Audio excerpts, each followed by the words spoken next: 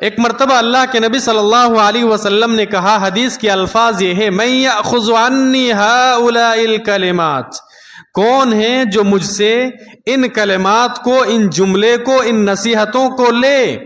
کون ہے لینے والا؟ کون ہے؟ کوئی لے گا، لینا چاہتا ہے میری ان نصیحتوں کو؟ اچھا، لینے کے بعد کیا کرنا پڑے گا؟ فَيَعْمَلُ بِهِنَّ، اس کے اوپر عمل کرنا پڑے گا۔ صحابہ اکرام ہاتھ اٹھا لیا، جی ہاں اللہ کے نبی آپ بتائیے وہ کون سی نصیحتیں ہیں، وہ کون سی باتیں ہیں، ہم انشاءاللہ سنیں گے، پھر اس کے اوپر عمل کریں گے۔ بہت سارے ہاتھ اٹھ گئے۔ اللہ کے نبی صلی اللہ علیہ وسلم نے کہا کہ صرف سننا نہیں ہے، سننے کے بعد، لینے کے بعد کیا کرنا ہے؟ فَيَعْمَلُ بِهِنَّ، ان باتوں کے اوپر عمل بھی کرنا ہے۔ میرے بھائیوں، میرے عزیزوں، میرے بزرگوں، دوستوں، یاد رکھیے یہ صرف سننا اصل نہیں ہے، سننے کے ساتھ ساتھ عمل کرنا بھی ہے۔ آج ہماری زندگی میں تبدیلی آ رہی ہے؟ تبدیلی نہیں آ رہی ہے۔ رمضان کا مہینہ آتا ہے، رمضان کا مہینہ ختم ہو جاتا ہے، بقرعید کا موسم آتا ہے، ہم قربانی کرتے ہیں شوق سے، لاکھوں روپے اللہ رب العالمین کے راستے میں خرچ کر دیتے ہیں، زکوٰۃ بھی دیتے ہیں۔ رمضان کا مہینہ آیا، عید الاضحیٰ کا موسم بھی آیا، سب ختم ہو گیا، جلسہ، جلوس، واعظ و نصیحت ہم سنتے رہتے ہیں، لیکن ہماری زندگی میں کوئی چینجنگ نہیں آتی ہے، ہماری زندگی میں کوئی تبدیلی نہیں آتی ہے۔ کیوں نہیں آتی ہے؟ اس لیے کہ ہم اور آپ صرف سننے کا شوق ہے، پروگرام ہو رہا ہے، جانا چاہیے، سننا چاہیے، ہم صرف سنتے ہیں، سننے کے بعد پھر اس کو عملی جامہ نہیں پہناتے ہیں، اس کے اوپر عمل کرنے کی کوشش نہیں کرتے، اس کے اوپر عمل نہیں کرتے ہیں۔ تو اصل کام کیا ہے؟ سننے کے ساتھ ساتھ عمل کرنا۔ سننے کے بعد اگر ہم عمل نہیں کریں گے تو پھر یاد رکھیے کوئی فائدہ نہیں ہے، کوئی فائدہ نہیں ہے۔ ایسے شخص کے لیے اللہ رب العالمین نے کہا کہ یہ جہنمی ہے، جہنم میں جائے گا۔ سورہ ملک آپ پڑھیے، اللہ رب العالمین نے کہا تکاد تمیز من الغیظ کلما القی فیہا فوج سألہم خزنتها الم یأتکم نذیر۔ قیامت کے دن کچھ لوگ جہنم میں چلے جائیں گے تو جہنم کے داروغے ہوں گے، جہنم کا جو دروازہ ہے وہاں گیٹ مین ہوں گے، فرشتے، وہ ان لوگوں سے سوال کریں گے الم یأتکم نذیر، کیا تمہارے پاس کوئی ڈرانے والا نہیں آیا تھا؟ دنیا کے اندر کوئی عالم صاحب، کوئی مولوی صاحب، کوئی تمہیں سیدھا راستہ، سیدھا دین بتانے کے لیے نہیں آیا تھا؟ جنت کا راستہ بتانے کے لیے نہیں آیا تھا؟ یہ جہنم کا راستہ ہے، اس راستے کے اوپر چلو گے تو جہنم میں جانا پڑے گا۔ کوئی بتانے والا آیا تھا؟ لوگ جواب کیا دیں گے جانتے ہیں؟ قالوا بلا قد جاءنا نذیر فکذبنا وقلنا ما نزل اللہ من شیء۔ کیوں نہیں آیا تھا ہمارے پاس ڈرانے والا؟ ہمیں بتانے والا آیا تھا، ہم جمعہ تقریر وغیرہ سنتے تھے، پروگرام میں سنتے تھے، سیدھا راستہ بتانے والا آیا تھا، لیکن ہم نے سنا، سننے کے بعد پھر اس کو انکار کر دیا، ہم نے اس کے اوپر عمل نہیں کیا۔ تو میرے بھائی اصل کیا ہے؟ وہ جو حدیث ترمذی شریف کے اندر کہ قیامت کے دن اللہ رب العالمین 5 سوال کرے گا، جب تک بندے سے 5 سوال نہیں ہو جاتا اور ایک بندہ، ایک انسان 5 سوالوں کا جواب نہیں دے دیتا، اپنی جگہ سے ہل نہیں سکتا، تو جو آخری سوال، 5واں سوال جو ہونے والا ہے نا، وہ یہ وَمَاذَا عَمِلَ فِيمَا عَلِمَ، کہ آپ نے تو سیکھا تھا، علم حاصل کیا تھا، تو اس کے اوپر عمل کیا تھا کہ نہیں کیا تھا؟ تو اللہ کے نبی صلی اللہ علیہ وسلم نے صحابہ اکرام سے کہا کہ کون ہے جو میری ان نصیحتوں کو لے؟ سارے ہاتھ اٹھ گئے۔ اللہ کے نبی صلی اللہ علیہ وسلم نے کہا کہ صرف لینا نہیں ہے، فَيَعْمَلُ بِهِنَّ، لینے کے بعد اس کے اوپر عمل کرنا پڑے گا۔ اب کچھ ہاتھ نیچے گر گئے، پتہ نہیں اللہ کے نبی صلی اللہ علیہ وسلم کیا بتائیں گے، کیا اعمال بتائیں گے؟ پھر بھی بہت سارے ہاتھ اوپر ہے۔ اللہ کے نبی صلی اللہ علیہ وسلم نے ایک شرط اور لگا دی، وہ شرط کیا ہے؟ او یعلم من یعمل بہن، لینا ہے، لینے کے بعد خود عمل کرنا ہے، اس کے بعد پھر دوسروں کو بتانا بھی ہے۔ یہ شریعت ہے میرے بھائی، یہ دین ہے، یہ اسلام ہے، یہ قرآن اور حدیث ہے۔ ہم نے علم حاصل کیا، یہ کسی مسئلے کے بارے میں ہمیں جانکاری ہو گئی، اب ہم خود عمل کر رہے ہیں، بس اتنا کافی نہیں ہے، اب آپ کو کیا کرنا پڑے گا؟ دوسروں کو بتانا پڑے گا۔ آج ایمانداری کے ساتھ بتائیے کتنے لوگ ہیں جو یہ دعوت کا کام کر رہے ہیں، اصلاح کا کام کر رہے ہیں، امر بالمعروف و نہی عن المنکر کا فریضہ انجام دے رہے ہیں، لوگوں کو ہاتھ پکڑ پکڑ کے سمجھا رہے ہیں، بھائی ایسا مت کرو، ایسا مت کرو، یہ کرو، ایسا کرنا چاہیے، یہ کرنا چاہیے۔ کتنے لوگ یہ کام کر رہے ہیں؟ نہیں کر رہے ہیں۔ یاد رکھیے یہ جو مشن ہے دعوت کا، لوگوں کو سمجھانا، لوگوں کو بجھانا، اصلاح کا کام کرنا، امر بالمعروف و نہی عن المنکر کا فریضہ انجام دینا، یہ صرف ہمارے آپ کے آخری نبی جناب محمد الرسول اللہ صلی اللہ علیہ وسلم کی سنت نہیں ہے۔ سمجھ رہے ہیں؟ آخری نبی جناب محمد الرسول اللہ صلی اللہ علیہ وسلم کی صرف سنت نہیں ہے، تمام انبیاء اکرام کی سنت ہے، تمام انبیاء اکرام کی سنت۔ جی ہاں، جی تمام انبیاء اکرام کی سنت۔ تقریباً 1,24,000 پیغمبر کو اللہ رب العالمین نے اس دھرتی کے اندر، دنیا کے اندر بھیجا، تمام نبیوں کی، تمام انبیاء اکرام کی سنت ہے دعوت کا کام کرنا، اصلاح کا کام کرنا، لیکن آج ہم اور آپ کرنے کے لیے تیار نہیں ہیں۔ جی کہاں سے ہم کریں گے؟ دیکھیے ہمارا رویہ کیا بن چکا ہے جانتے ہیں؟ ہم ہر جگہ اپنا ہاتھ اٹھا لیتے، میرا کیا، یہ کر رہا ہے تو کرنے دو، میرا کیا ہے، میرا کیا، میں تو سیدھے راستے پر ہوں نا، یہ سامنے والا کر رہا ہے تو میرا کیا جاتا ہے، غلطی یہ کر رہا ہے، گناہ اسے ملے گا۔ نہیں نہیں میرے بھائی، یہ غلط فہمی میں آپ مبتلا ہیں۔ یاد رکھیے جب اس شخص کے اوپر، غلطی کرنے والے کے اوپر عذاب آئے گا نا، تو صرف اسی کے اوپر عذاب نہیں آئے گا، آپ کے اوپر بھی آئے گا۔ کیوں؟ اس لیے کہ آپ نے خاموشی اختیار کی، آپ نے خاموشی اختیار کی، اور نبی اکرم صلی اللہ علیہ وسلم نے اتنا زور دیا، اتنا زور دیا، 12 ہم اور آپ وہ حدیث سنتے رہتے ہیں۔ اللہ کے نبی نے ارشاد فرمایا، من رأى منکم منکرا فلیغیرہ بیدی، آپ کے سامنے غلط کام ہوتا ہے، آپ ہاتھ سے روکیے، ہاتھ سے۔ کتنی بڑی بات اللہ کے نبی صلی اللہ علیہ وسلم نے کہا۔ اللہ رب العالمین نے آپ کو طاقت دیا، آپ کے پاس سکت ہے، آپ کے پاس استطاعت ہے، دیکھ رہے غلط ہو رہا ہے، کان کے نیچے بجائیے، سمجھائیے اسے، اگر سمجھا سکتے ہیں تو ہاتھ سے روکنے کی کوشش کیجئے۔ اگر ہمت نہیں ہے، اتنا طاقت نہیں ہے، ماریں گے تو ایکشن کا ری ایکشن ہو جائے گا اور غلط ہو جائے گا۔ زبان سے آپ بولیے، زبان سے تو بول سکتے ہیں، زبان سے بھی نہیں بول سکتے ہیں تو دل میں کم سے کم برا جانیے۔ آج کیا ہوتا ہے، ہم ہاتھ سے کہاں روکیں گے، ہم زبان سے کیسے روکیں گے، ہم دل میں کہاں برا جانیں گے، ہم تو خود ہی ان میں شامل ہو جاتے ہیں، نہیں ہو جاتے ہیں۔ یہاں پر اگر کوئی جادو دکھلانے والا آ جائے تو ہم اسے روکیں گے کہاں سے، غلط کہاں سے جانیں گے، ہم تو خود ان کے اندر شامل ہو جاتے ہیں، جا کے خود ہی شامل ہو جاتے ہیں میرے بھائی۔ تو پھر یہ اصلاح کا کام کرنا ہے۔ اللہ رب العالمین نے پیدائش کا ایک مقصد یہ بھی بتایا، کنتم خیر امۃ اخرجت للناس تأمرون بالمعروف، کہ اللہ رب العالمین یہ انسانوں کو، ہمیں اور آپ کو، امت محمدیہ کو پیدا کیا، پیدا کرنے کا مقصد یہی ہے کہ یہ اصلاح کا کام کریں گے، غلطی ہونے نہیں دیں گے، جہاں بھی غلط کام ہوگا وہاں کھڑے ہو جائیں گے اور غلطی کو روکنے کی کوشش کریں گے۔ وَلْتَكُمْ مِنْكُمْ أُمَّةٌ يَدْعُونَ إِلَى الْخَيْرِ وَيَأْمُرُونَ بِالْمَعْرُوفِ وَيَنْهَوْنَ عَنِ الْمُنْكَرِ وَأُولَئِكَ هُمُ الْمُفْلِحُونَ۔ اللہ رب العالمین نے کہا کہ لوگوں اگر کامیاب ہونا چاہتے ہو تو پھر یہ کام کرنا پڑے گا۔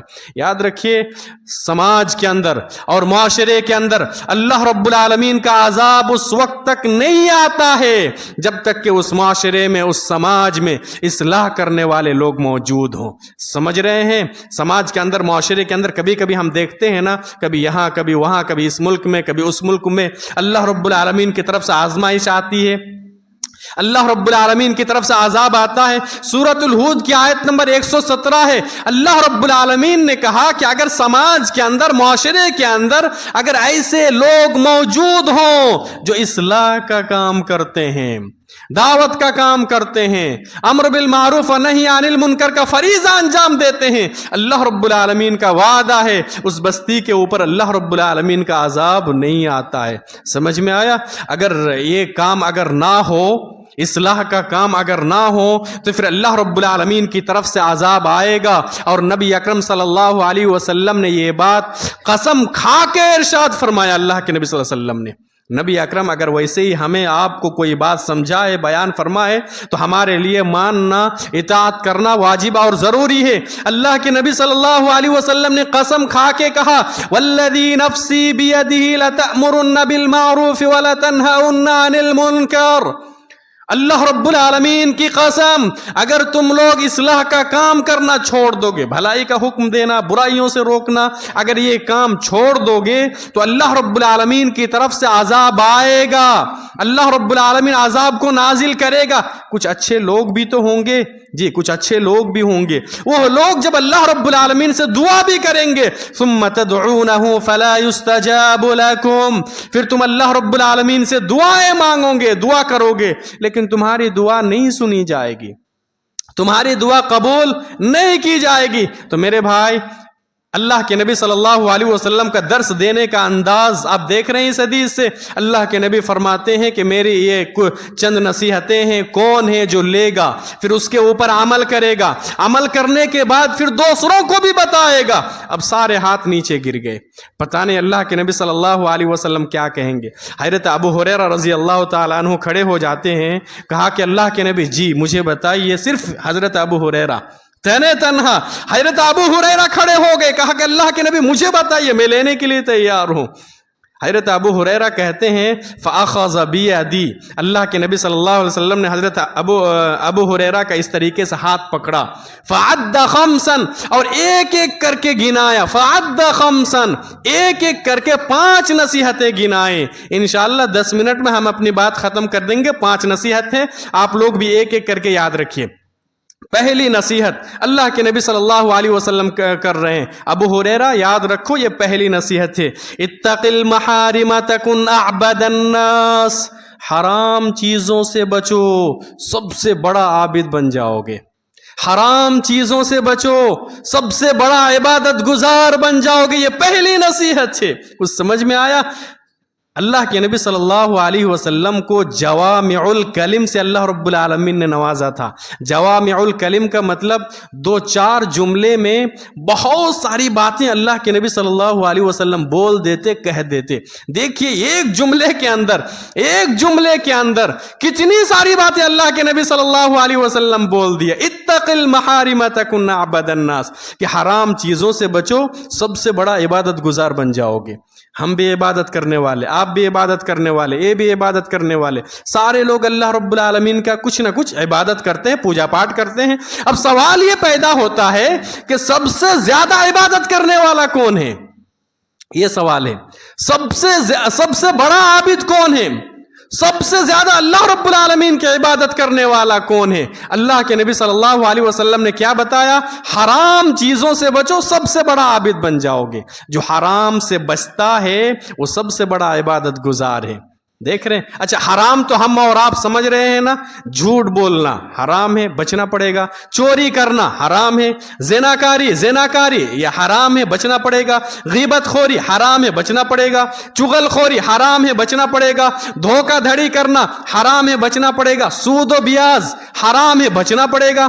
میرے بھائی ہم عبادت کرتے ہیں، عبادت کا مقصد کیا ہوتا ہے؟ اللہ رب العالمین کو راضی کرنا۔ تو ہم عبادت کے ذریعے سے اللہ کو راضی کریں گے، پھر نافرمانی والا کام کریں گے، حرام سے بھی نہیں بچیں گے، تو پھر کیا فائدہ ہوا؟ کچھ فائدہ ہوا؟ کچھ بھی فائدہ نہیں ہوا۔ تو سب سے بڑی عبادت کیا ہوئی پھر؟ کہ ہم حرام چیزوں سے بچے، حرام چیزوں سے بچنا پڑے گا۔ کھانے پینے کے اندر بھی بہت ساری چیزیں ہیں جو حرام ہے، اس سے ہمیں بچنا پڑے گا، بالخصوص جیسے سود ہے، سود انٹرسٹ جس کو ہم اور آپ بولتے ہیں۔ اللہ الصمد۔ میرے بھائی اس سے پہلے میں نے حدیث سنایا تھا، لوگ اس کو گناہ ہی نہیں سمجھ رہے ہیں، میں وہ حدیث پھر سے سنا دوں یاد دہانی کے لیے، پھر سے سناتا ہوں۔ اللہ کے نبی صلی اللہ علیہ وسلم نے ارشاد فرمایا الربا 70 حوبا، کہ سود کے 70 درجے ہیں، 70 سود کے 70 درجے ہیں۔ سنیے، ایسرھا ان ينکح الرجل امہ، اور سود کا سب سے کم تر درجہ، سب سے کم تر گناہ، 70 درجے بتایا نا اللہ کے نبی صلی اللہ علیہ وسلم نے، 1 2 3 مطلب کیٹیگری ہے گناہ کی، یہ بڑا گناہ، اس سے بڑا گناہ یہ، اس سے بڑا گناہ یہ، اس سے بڑا گناہ یہ، تو اس طریقے سے 70 درجے ہیں۔ اللہ کے نبی صلی اللہ علیہ وسلم نے کہا کہ سب سے کم تر، سب سے نچلے والا یہ ہے کہ کوئی آدمی اپنی ماں سے نکاح کر لے، اپنی ماں کو بیوی بنا کے رکھے۔ آج چاروں ٹولہ میں آپ ڈھونڈیے کون سا گھر ایسا ہے، کون سا گھر ایسا ہے جو سودی کاروبار کے اندر آج ملوث نہیں ہے۔ اللہ رب العالمین کی طرف سے نصرت آئے، اللہ کی طرف سے مدد آئے تو پھر کیسے آئے؟ ابھی کچھ دنوں پہلے ایسے ہی لوگ کیلکولیٹ کر رہے تھے، اندازہ لگا رہے تھے کہ ہمارے گاؤں میں یا ہمارے ٹولہ میں کتنے لوگ ہیں جو شراب سے بچا ہوا ہے، شراب حرام سمجھ رہے ہیں اسے، شراب سے بچا ہوا ہے، کتنے گھر ہیں؟ تو ایسے ہی لوگ اندازہ لگا رہے، ایک ایک ٹولہ میں بہت زیادہ اگر گھر بچا ہوا ہے تو 5 6 7 اس طریقے سے، نہیں تو باپ پیتا ہے، باپ نہیں تو پھر بیٹا، بیٹا نہیں تو بھتیجا، بھتیجا نہیں تو پوتا پر پوتا، اس طریقے سے کوئی نہ کوئی شراب کے اندر ملوث ہے۔ ایک طرف سے آپ اندازہ لگاتے جائیے۔ کیا ہے یہ بھائی؟ یہ سماج کو سدھارے گا کون؟ نبیوں کا سلسلہ تو ختم ہو گیا نا، نبیوں کا سلسلہ ختم ہو گیا۔ اچھا، سودی کاروبار کی اتنا بڑا گناہ، زنا کی بات نہیں کی کہ اپنی ماں کے ساتھ زنا کرتا ہے، زنا نہیں ہے۔ جیسے کچھ لوگ ترجمہ کریں گے 36 مرتبہ زنا کرنے کے برابر ہے، سود کا 1 روپیہ کھانا۔ کچھ لوگ ترجمہ کریں گے 70 مرتبہ زنا کرنے کے برابر ہے، لیکن اللہ کے نبی نے زنا کا لفظ ہی استعمال نہیں کیا، کہا کہ بس ماں سے نکاح کر لے۔ زنا کتنے مرتبہ کرے گا انسان؟ چوری چھپی کتنے مرتبہ زنا کرے گا؟ 2 3 4 5 10 کتنے مرتبہ کرے گا؟ لیکن اگر نکاح ہو گیا تو سمجھ رہے ہیں؟ اللہ کے نبی صلی اللہ علیہ وسلم نے زنا نہیں کہا، کہا کہ نکاح کر لے اپنی ماں کو۔ اتنا بڑا گناہ ہے، ہم سمجھ رہے ہیں؟ تو اللہ کے نبی صلی اللہ علیہ وسلم نے نصیحت کی، اتق المحارم تکن اعبد الناس، حرام چیزوں سے بچو، سب سے بڑا عابد بن جاؤ گے۔ اسی لیے ہم عبادت کرتے ہیں نا، جیسے نماز کے بارے میں، ان الصلاۃ تنہی عن الفحشاء والمنکر، بے شک نماز انسان کو بے حیائی اور منکر، غلط کاموں سے، حرام کاموں سے نماز روکتی ہے۔ کسی نے سوال کیا کہ آج ہماری نماز ہمیں برائیوں سے کیوں نہیں روک رہی ہے؟ لائیے جواب کون دیں گے؟ ہمیں دینا پڑے گا، آپ کو دینا پڑے گا۔ یہ اللہ رب العالمین کا کلام ہے، ذالک الکتاب لا ریب فیہ، کوئی شک و شبہ نہیں ہے اس کے اندر۔ یہ سورۃ العنکبوت کی آیت ہے کہ نماز انسان کو غلط کاموں سے روکے گی، روکتی ہے۔ آج ہمیں کیوں نہیں روک رہی ہے؟ کیوں نہیں روک رہی ہے؟ نماز بھی پڑھتا ہے لیکن اس کے اندر دیکھیے کتنی ساری برائیاں، اللہ رب العالمین کی پناہ۔ تو پھر ہمیں نماز کے اوپر غور و فکر کرنا پڑے گا۔ جی ہمارا عنوان چل رہا تھا نماز محمدی، کہیں ایسا تو نہیں ہے کہ ہماری بھی نماز قبول نہیں ہو رہی ہے، یا ہم نماز پڑھتے ہیں ہماری نماز میں وہ خشوع اور خضوع نہیں ہے، اس لیے اللہ رب العالمین نماز ہی قبول نہیں کرتا ہے، تو پھر ہماری نماز ہمیں غلط کاموں سے روکے گی کہاں سے؟ کہیں ایسا تو نہیں ہے؟ یا ہم نماز پڑھتے ہیں نبی اکرم صلی اللہ علیہ وسلم کے طریقے پر ہماری نماز نہیں ہو رہی ہے، کہیں ایسا تو نہیں ہے؟ اللہ کا کلام تو جھوٹا نہیں ہو سکتا ہے نا میرے بھائی، جھوٹا ہو سکتا ہے؟ اللہ کی آیت جھوٹی ہو سکتی ہے؟ نہیں ہو سکتی ہے۔ تو آج ہماری نماز ہمیں غلط کاموں سے کیوں نہیں روک رہی ہے؟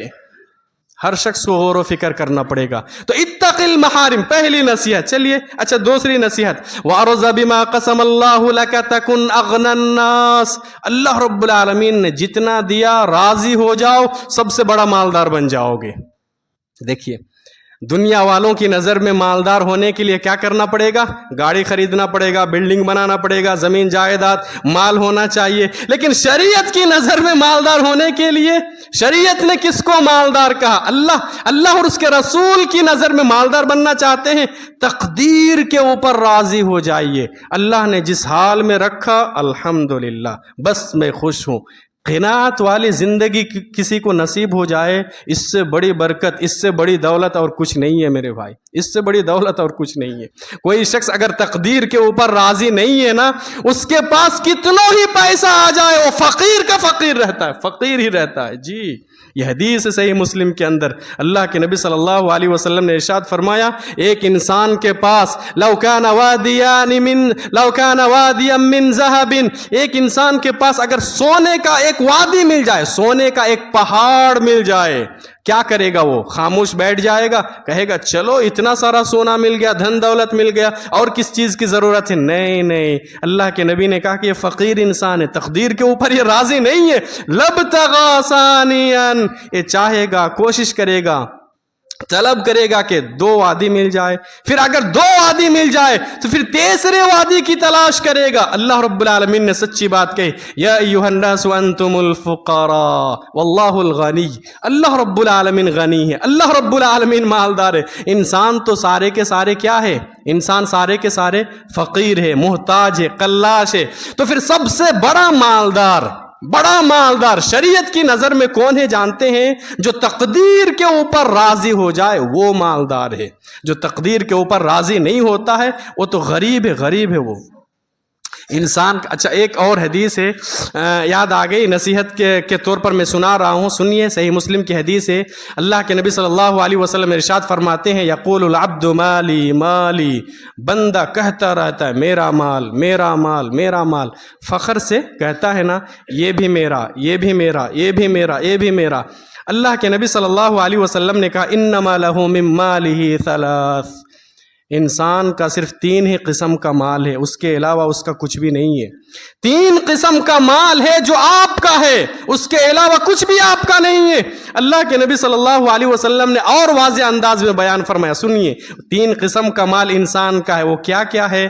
فَأَكَلَ فَأَفْنَا، جو کچھ انسان کھا لیتا ہے نا، اپنے پیٹ میں ڈال لیتا ہے، جو کچھ کھا لیتا ہے، کھا کے ختم کر دیتا ہے، وہ مال اس کا تھا. پھر اللہ کے نبی نے کہا او لبس فابلا، جو کچھ اس نے پہن لیا، کپڑا لتا جو کچھ پہن لیا، یہ مال اس کا تھا. تیسرے نمبر پر او تصدق فاختنا، جو کچھ اس نے صدقہ کر دیا اور آخرت کے لیے ذخیرہ بنا کے رکھا، یہ مال اس کا تھا. تین ہو گیا، جو کچھ کھا لیا، جو پہن لیا، جو صدقہ و خیرات کر دیا. اس کے بعد کیا ہے پھر؟ وما سوا ذلك فهو ذاهب وتاركه للناس، اس کے علاوہ جو کچھ مال ہے نا، وہ تو مال جانے والا ہے، یہ تو دوسروں کو، وتاركه للناس، لوگوں کے لیے چھوڑنے والا ہے. یہ اس کا تھوڑو نہ ہے، یہ اس کا مال نہیں ہے. اللہ الصمد. ہم تو دنیا کے اندر یہ مشاہدہ ہے بھائی، ہم اور آپ دیکھ رہے ہیں کہ جیتے جی فقیر ہو جاتا ہے. کتنی بیگھہ زمین اس کے نام پر ہے، لیکن وہ اس میں تصرف نہیں کر سکتا ہے، اس میں کاروبار وہ نہیں کر سکتا ہے. 10 روپے کے لیے 10 روپے کا وہ محتاج ہو جاتا. 10 روپیہ اس کے پاس نہیں ہے کہ ایک مرتبہ جا کے وہ چائے پیے. نہیں، محتاج ہوتا ہے کہ نہیں ہوتا ہے؟ ہوتا ہے، محتاج ہے، سب کچھ اسی کا ہے، لیکن پھر بھی ابھی اس کا نہیں ہے. بیٹا لوگ ابھی زندہ، ہم لوگ دیکھ رہے ہیں نا، ابھی باپ مرا نہیں ہے، بوڑھا ہو چکا ہے، بیٹا لوگ جھگڑ رہے ہیں تقسیم کرنے کے لیے. یہ مال کس کا ہے؟ پھر کس کے لیے جمع کیا تھا؟ اللہ کے نبی صلی اللہ علیہ وسلم نے کہا کہ یہ سارا کا سارا مال اس کا نہیں ہے، یہ سارا مال تو جانے والا ہے، ختم ہونے والا ہے، یہ لوگوں کے لیے چھوڑ کے جائے گا. صرف 3 ہی قسم کا مال ہے جو اس کا ہے. تو اللہ کے نبی صلی اللہ علیہ وسلم نے دوسری نصیحت کی، وَأَرْضَ بِمَا قَسَمَ اللَّهُ لَكَ تَكُنْ أَغْنَى النَّاسِ. اچھا اس کے بعد تیسری نصیحت، وَأَحْسِنْ إِلَىٰ جَارِكَ تَكُنْ مُؤْمِنًا، پڑوسیوں کے ساتھ اچھا سلوک کرو، مومن بن جاؤ گے. پڑوسی سمجھ رہے ہیں؟ پڑوسی. ایک حدیث سناتا ہوں اختصار کے ساتھ. حضرت عبداللہ بن مسعود رضی اللہ تعالیٰ عنہ بیان فرماتے ہیں کہ ایک صحابی نے اللہ کے نبی سے پوچھا، سوال کیا کہ میں اچھا آدمی ہوں یا برا آدمی ہوں، مجھے پتہ کیسے چلے گا؟ میں اچھا آدمی ہوں کہ برا آدمی ہوں، پتہ کیسے چلے گا؟ اللہ کے نبی صلی اللہ علیہ وسلم نے کہا قد احسنت فقد احسنت قد اسأت فقد اسأت. پڑوسی اگر تمہارے بارے میں کہے کہ تم اچھے آدمی ہو تو تم اچھے آدمی ہو. پڑوسی اگر تمہارے بارے میں کہے کہ تم برے آدمی ہو تو پھر تم برے آدمی ہو. آج چلیے ایک طرف سے اب پوچھ کے دیکھیے کہ کس کا پڑوسی گواہی دیتے ہیں اپنے پڑوسی کے بارے میں کہ میرا پڑوسی بہت اچھے ہیں. کون گواہی دیں گے؟ کوئی گواہی دیں گے؟ نہیں دیں گے. آج پڑوسی کا اتنا بڑا مقام ہے، اتنا بڑا مقام ہے. اللہ کے نبی صلی اللہ علیہ وسلم نے کہا کہ جب آپ کھانا بنائیں، سالن بنائیں، شوربہ والا سالن بنائیں، فَأَكْثِرْ مَاءَهَا وَتَعَهَدْ جِيرَانَكَ، تو اس میں آپ پانی زیادہ ڈال دیجئے، اس کے بعد اپنے پڑوسی کے گھر پہنچائیے. اتنی بڑی بات کہہ دی اللہ کے نبی صلی اللہ علیہ وسلم نے. گوشت ہے، گوشت آپ بنا رہے ہیں، پانی زیادہ ڈالیں گے تو مزہ ختم ہو جائے گا، ٹیسٹ ذائقہ ختم ہو جائے گا. اللہ کے نبی صلی اللہ علیہ وسلم نے کہا کہ ذائقہ خراب کر لو، مزہ خراب کر لو، اس میں پانی زیادہ ڈالو، پڑوسی کے گھر تک پہنچاؤ. اتنا بڑا مقام ہے پڑوسی کا. تو پڑوسی کے ساتھ میرے بھائی اچھا سلوک کرنا ہے. اللہ کے نبی نے قسم کھا کے کہا کہ وہ شخص مومن نہیں ہے، وہ شخص مومن نہیں ہے، وہ شخص مومن نہیں ہے جس کا پڑوسی محفوظ نہ ہو اس سے. چوتھی نصیحت، وَأَحِبَّ لِلنَّاسِ مَا تُحِبُّ لِنَفْسِكَ، جو اپنے لیے پسند کرتے ہیں وہ اپنے بھائی کے لیے پسند کیجئے. دیکھیے بہت بڑی نصیحت ہے، بس یہی جملہ آپ لے کے جائیے، وَأَحِبَّ لِلنَّاسِ مَا تُحِبُّ لِنَفْسِكَ، جو آپ اپنے لیے پسند کرتے ہیں وہ دوسروں کے لیے بھی پسند کیجئے. آپ پسند کرتے ہو کہ آپ سے کوئی جھوٹ بولے؟ نہیں نا، تو آپ دوسروں سے جھوٹ مت بولیے. آپ پسند کرتے ہو کہ آپ کے ساتھ کوئی دھوکہ دھڑی کرے؟ نہیں، تو آپ بھی مت کیجیے. آپ چاہتے ہو کہ آپ کے ساتھ کوئی خیانت کرے؟ نہیں، تو پھر آپ بھی مت کیجیے. آپ چاہتے ہو کہ آپ کی بہو بیٹی کے اوپر کوئی غلط نظر رکھے؟ تو پھر نہیں، تو پھر آپ بھی مت رکھیے. پھر جو اپنے لیے پسند کرتے ہیں وہ دوسروں کے لیے بھی پسند کیجیے. آخری نصیحت، اپنی بات ختم ہو جائے گی، وَلَا تُكْثِرِ الضَّحِكَ. اللہ کے نبی صلی اللہ علیہ وسلم نے کہا کہ زیادہ مت ہنسا کرو، زیادہ مت ہنسا کرو. کیوں؟ فَإِنَّ كَثْرَةَ الضَّحِكِ تُمِيتُ الْقَلْبَ، اس لیے کہ زیادہ ہنسنے سے دل مردہ ہو جاتا ہے، دل مردہ ہو جاتا ہے. زیادہ ہنسنا نہیں چاہیے. مسکرانا سنت ہے، مسکرانا اللہ کے نبی صلی اللہ علیہ وسلم کی سنت. تبسمک فی وجہ اخیک صدقہ، اللہ کے نبی نے کہا مسکرا کر اپنے بھائی سے ملنا یہ صدقہ ہے. ہنسنا اللہ کے نبی صلی اللہ علیہ وسلم سے ثابت ہے کہ ایک دفعہ اللہ کے نبی ہنسے. لیکن ہم لوگ جو قہقہا لگا کر ہنستے ہیں نا، قہقہا لگا کر، یہ اللہ کے نبی صلی اللہ علیہ وسلم سے ثابت نہیں ہے، اس سے دل مردہ ہو جاتا ہے. آخری حدیث، اللہ کے نبی صلی اللہ علیہ وسلم نے ارشاد فرمایا، لو تعلمون ما اعلم لضحکتم قلیلا ولبکیتم کثیرا. اللہ کے نبی صلی اللہ علیہ وسلم نے ارشاد فرمایا کہ مرنے کے بعد، قبر میں، مرنے کے بعد آخرت میں کیا کچھ ہونے والا ہے، جو کچھ میں جانتا ہوں اگر تم لوگ جان لوگے تو تمہارے چہرے سے مسکراہٹ غائب ہو جائے گی. تم ہنسو گے نہیں، بہت زیادہ رو گے، مسکرانا بھول جاؤ گے، ہنسنا بھول جاؤ گے. اللہ الصمد. اتنی بڑی بات اللہ کے نبی صلی اللہ علیہ وسلم نے بیان فرمائی. تو میرے بھائی یہ 5 نصیحتیں ہیں، اختصار کے ساتھ میں نے آپ کے سامنے رکھی. اللہ رب العالمین سے دعا کیجئے، رب العالمین تو ہمیں کہنے سننے سے زیادہ عمل صالح کی توفیق عطا فرما. رب العالمین ہم تمام مسلمانوں کو تو پکا سچا نمازی بنا دے. رب العالمین تو ہم تمام مسلمانوں کو عافیت کے ساتھ رکھ. رب العالمین تو ہمیں دنیا کے اندر جب تک زندہ رکھ، ایمان پر زندہ رکھ، اور جب ہمارا خاتمہ ہو تو توحید پر ہو، ایمان پر ہو. وآخر دعوانا ان الحمد للہ رب العالمین.